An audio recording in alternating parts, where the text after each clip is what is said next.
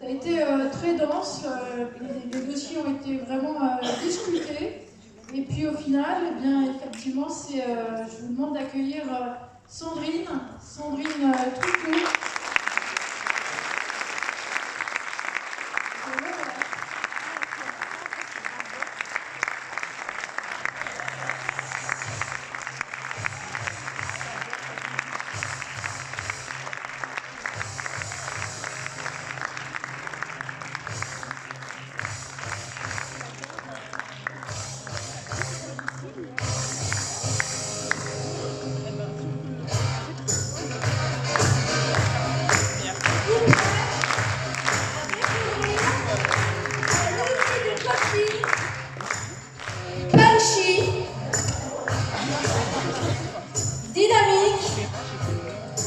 Décentrant et recentrant. Est-ce que vous êtes prêts?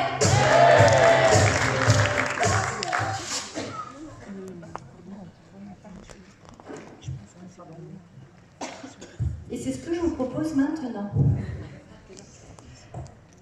Déjà, cet outil m'est venu il y a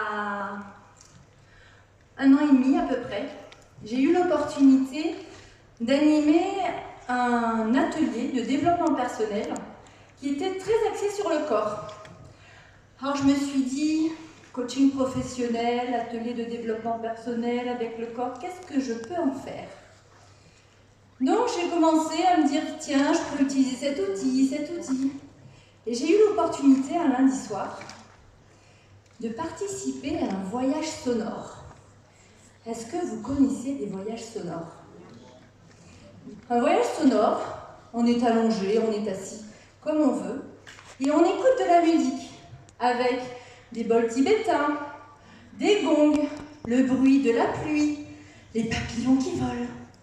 Et là, j'ai eu une phase, je me suis endormie, et j'ai eu des images. En me réveillant, la boxe est apparue. Je ne suis pas boxeuse. Je ne connais pas du tout cet univers. Alors je me suis dit, pourquoi pas utiliser la boxe en tant que coach professionnel, avec de l'éthique, du professionnalisme. J'ai décidé d'interroger des boxeurs en leur disant, mais pour vous, la boxe, qu'est-ce que ça vous évoque? Et puis j'ai fait le lien entre le coaching professionnel et la boxe. Ah oui, c'est quoi le bouton C'est ça. Et l'idée, c'est d'oser être le champion de sa vie. Comme cette championne. Alors pourquoi j'ai mis cette photo? Parce que qu'est-ce qu'on voit? On la voit rayonnante, on la voit heureuse. Est-ce que c'est pas tout ce qu'on a envie d'atteindre? La joie, le bonheur, l'alignement. Alors ce que je vais vous présenter, c'est déjà quel est l'objet de mon innovation, parce que ce n'est pas uniquement la boxe. En quoi est-ce qu'il est innovant? Quels sont ses fondements? Parce que juste un voyage sonore, c'est un petit peu léger. Je vais vous demander à 2 reprises d'être volontaire pour une démo. Je vais vous parler évidemment des bénéfices clients.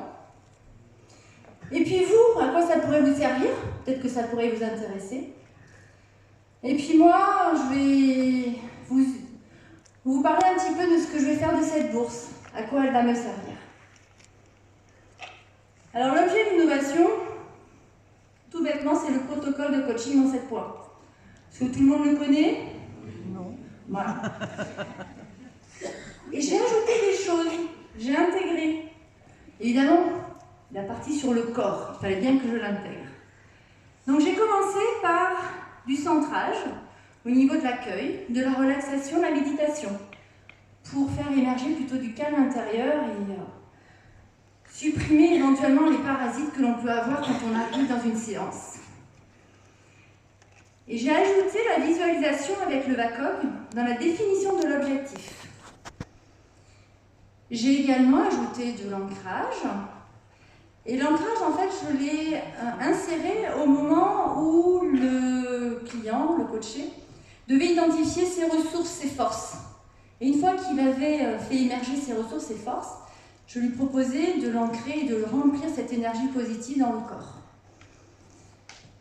Il y avait du changement de rythme cardiaque, parce qu'il y a des moments où on marche tout doucement, des moments où on peut courir, puis des moments de boxe, du coup, il y a des changements de rythme. Et il y a de la musique. Évidemment, vous avez reconnu Rocky. Et le dernier élément que j'ai intégré, c'est tout ce qui est le mouvement. Donc vraiment, il y a de la marche, il y a du saut, il y a donc de la boxe, il y a tout ce qui fait du bien pour réveiller l'énergie. Donc le fil conducteur, vous l'avez compris, c'est la connexion aux sensations. Alors je vous parlais des fondements, ils sont tous scientifiques. Je ne vais pas vous parler un à un de toutes les disciplines scientifiques, je peux juste vous dire que les neurosciences, la neurobiologie, la neurophysiologie, la psychologie sociale, la psychologie cognitive, la médecine, la psychiatrie, la physique quantique, ils sont tous unanimes. Le corps nous parle. Le corps ne ment pas. D'ailleurs, c'est le seul élément qui ne nous ment pas. La preuve en est, c'est que nous nous sentons tristes parce que nous pleurons. Et ce n'est pas parce que nous pleurons que nous nous sentons tristes. Le corps est vraiment le premier indicateur des situations que l'on peut vivre. Donc, se connecter à nos sensations et à ce qu'il nous dit nous aide à rentrer encore plus en conscience avec ce que l'on est.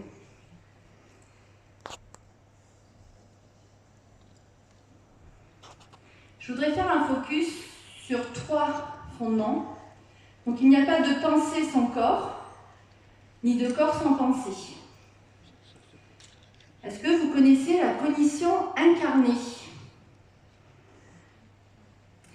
C'est un concept issu de la psychologie cognitive qui fait référence au système cognitif, aux sentiments et aux émotions, également aux mouvements, qui sont basés sur nos perceptions sensorielles et sur nos positions corporelles. Donc il y a 2 fonctionnements, soit c'est bottom-up ou top-down, c'est-à-dire soit nous avons le corps qui nous parle et qui envoie des informations à notre pensée, donc qui influence notre système cognitif, soit c'est l'inverse. On part de notre système cognitif qui arrive dans le corps. Est-ce que vous êtes prêts à vivre une expérience pour le tester? Alors, vous êtes installés? Donc je vous invite à vous installer comme ça, à baisser vos épaules, voilà, ensuite à baisser la tête. Et là, je vous invite à faire des respirations courtes et légères. Et dans cette position, je vous invite à vous sentir de bonne humeur.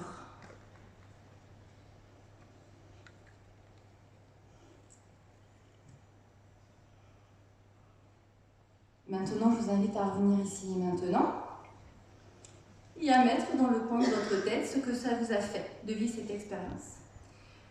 Je vous propose une deuxième expérience. Donc, vous êtes toujours assis et là, vous redressez vos épaules.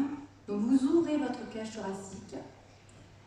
Vous faites des respirations longues, profondes et régulières. Là, je vous invite à aller plus loin, à regarder vers le plafond, vers le haut, et au niveau de votre visage, de faire un énorme sourire, un large sourire, toujours en respirant. Et là, je vous invite à vous sentir plutôt mal.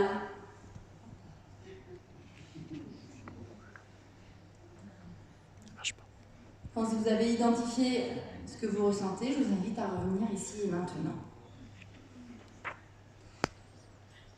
Alors, ces deux exercices, probablement, nous montrent une chose, c'est que nos mouvements, l'expression de notre visage, notre posture, est